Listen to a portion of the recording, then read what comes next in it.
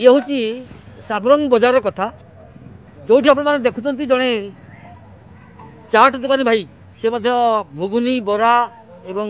दही बरा दही बरा से बिकुंट भिड़ ये प्रबल लोक मैंने लाइन लगे नौ बेपार भाई दी पैसा करसतु पचारि बुझा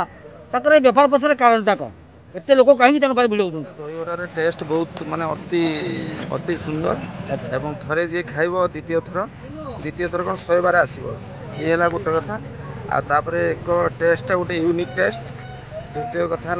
जी बेपार कर दही बिजनेस कर व्यवहार अति उच्च कोटीर से लोकंर एठी गहली लगी रोचे। आप ना कौन भाई विकास कुमार बेहरा आप जो दही बरा खाऊँ प्रत्येक दिन आसी खाऊँ आमर है भद्रक आम भद्रक 15 किलोमीटर छाड़ी आम आसू साबरंग चगुले बार दहीबरा खाइदे आम प्रत्येक दिन आसू खायापी आउ साबरंग बजार फेमस आम दहीबरा। अच्छा धन्यवाद।